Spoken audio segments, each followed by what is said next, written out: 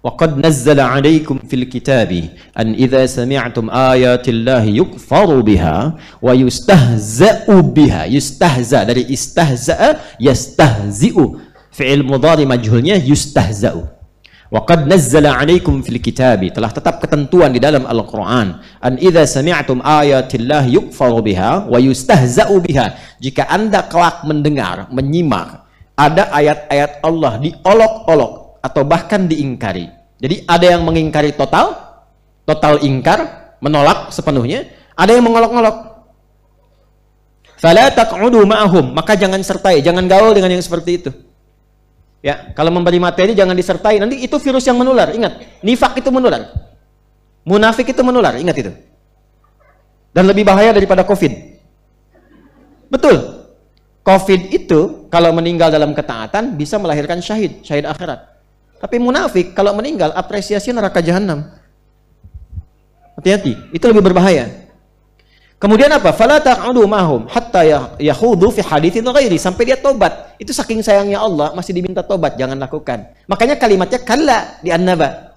Jadi tafsirnya sebelumnya sudah ada. Kalla, jangan, itu bahaya. Itu saking sayangnya Allah. Kalau tidak sayang nggak akan diperingati. Orang tua kalau sayang kadang-kadang demikian kan? Jangan. Ya, marahnya orang tua kan bukan karena benci, tapi lebih karena sayang kan? Karena tahu, karena punya pengalaman. Apalagi Allah yang tahu segalanya. Ya, karena Allah betul-betul sayang, ibu punya rahim, ibu marah. Allah sifatnya rahim. Itu. Jadi ketika Allah menyampaikan misalnya dengan keras peringatan, pengingat. Ya, itu ditafsirkan awalnya bukan karena sifat ghadab atau marah bencinya, bukan, karena sayangnya. Mumpung belum meninggal, masih ada kesempatan taubat. Jangan lakukan itu. Kalla, jangan, itu bahaya. Bahaya. Jangan lakukan. Ya? Jelas sampai sini? Baik. Teruskan ayatnya. Hatta yakhudu fi haditsin ghairi, masih di An-Nisa ayat 140. Innakum idzam mithluhum. Ini yang saya sebut menular. Itu Allah yang sampaikan langsung. Kalau kamu terus ikut ceramahnya, ikut pengajiannya, baca bukunya, pengen tahu aja, disimak, nyemplung ke situ, terpengaruh. Karena orang-orang semacam ini, munafik itu di Quran, itu disifati dengan kata-katanya sering menarik. Retorikanya cantik, logikanya kayak bagus. Padahal menjauhkan Anda dari Allah. Yang dipertaruhkan tuh iman. Iman tuh kunci akhirat. Gak ada iman, celaka akhirat. Hitungan akhirat tuh bukan perbuatan dunia, tapi iman kunci dasarnya. Ya, iman. Makanya ada orang sholat, ada orang puasa. Ada orang sholat, ikut puasa, ikut zakat, ya, ikutan semua itu. Bisa masuk surga nggak? Halo? Kalau tidak tahu katakan wallahu alam. Ini cepat. Ada orang sholat, ada orang puasa, ada orang zakat, bisa masuk surga nggak? Belum tentu kalau dia tidak beriman. Nah, imannya nomor 1. Kan sekarang ada orang sholat ikut-ikutan sholat kan, tapi belum beriman. Puasa ikut-ikutan puasa. Ya kan? Kalau dikerjakan tanpa iman, itu hanya perbuatan dunia saja. Dapat apresiasi, ya, ada petunjuk cepat hidayah, alhamdulillah, masuk Islam, alhamdulillah. Ada dalam kebaikan, dalam pengertian kita sebagai mukmin, mesti yakin itu. Tapi kalau cuma berbuat baik dunia, tidak ada imannya, Allah balas di dunia, adilnya Allah dibalas di dunia karena dia mengerjakan untuk dunia. Itu yang dimaksudkan ketika Sayyidah Aisyah radhiyallahu taala anha bertanya pada Rasulullah sallallahu alaihi wasallam. Ya, bima makna si fulan itu orang baik ya Rasulullah. Si fulan itu non muslim, baik sekali. Dia nyumbang, dia bantu, dia donasi, ya, perbuatannya baik. Bagaimana statusnya di akhirat? Masuk surga enggak? Itu yang turun langsung ayat. Surah ke-25 Al-Furqan ayat 23. Wa qadimna ila ma 'amilu min 'amalin faj'alnahu haba'an manthura.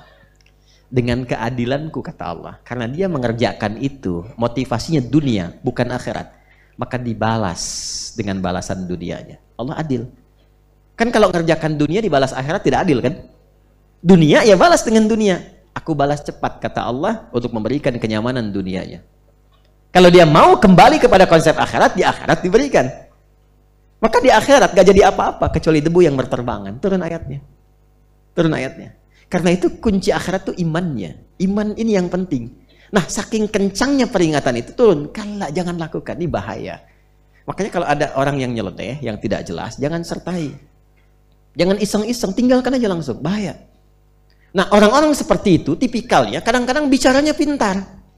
Pintar, tapi tanpa sadar membawa Anda menjauh. Ujung-ujungnya nggak sholat.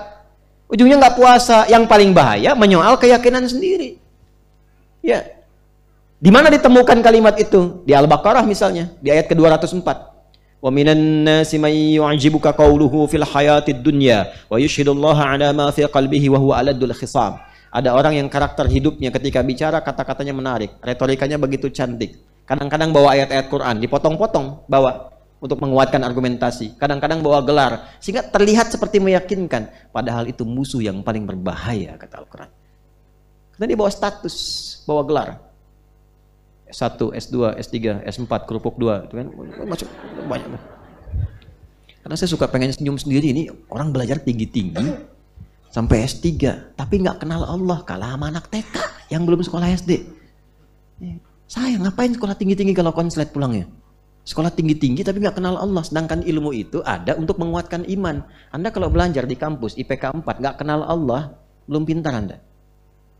Belum pintar. Karena ilmu itu ada untuk mengenalkan kepada Allah. Ilmu apapun itu. Karena itu dibuka iman dulu baru ilmu. Itu ada di Quran surah ke-58 ayat 11. Yarfa'illahu alladhina amanu minkum walladhina utul ilma darajat. Jadi semua perangkat hidup yang ada sekarang itu untuk mengenal Allah. Anda punya jabatan sekarang, pangkat, bintang, macam-macam, tinggi. Tapi kalau dengan kedudukan itu belum mampu mengenalkan bahkan diri Anda kepada Allah, itu belum diakui di hadapan Allah. Ya. Harta juga demikian. Berapa banyak harta yang mampu mendekatkan diri Anda dengan Allah. Kalau udah ditambah sampai miliaran, triliunan, belum kenal Allah juga, mau berapa banyak lagi. Sedangkan itu tidak dibawa pulang. Kalla, jangan lakukan begitu. Teruskan ayatnya.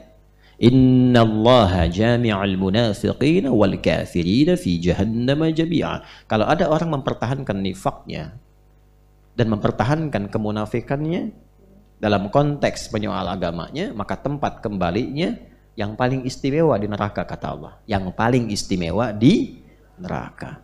Apa itu? Jahannam. Bahkan nanti kalau terus baca sampai ayat berikutnya akan ditemukan kalimat innal munafiqina fid darkil asfali minan nar. Di tempat yang paling bawah, di keraknya. Di keraknya. Disatukan dengan orang-orang ingkar. Nah, itu bahaya. Makanya kalau ada yang menyoal nabi, menyoal ajaran, yang pertama kita lakukan menjauhi itu, yang kedua kita doakan, yang ketiga kita ingatkan dengan cara yang lembut.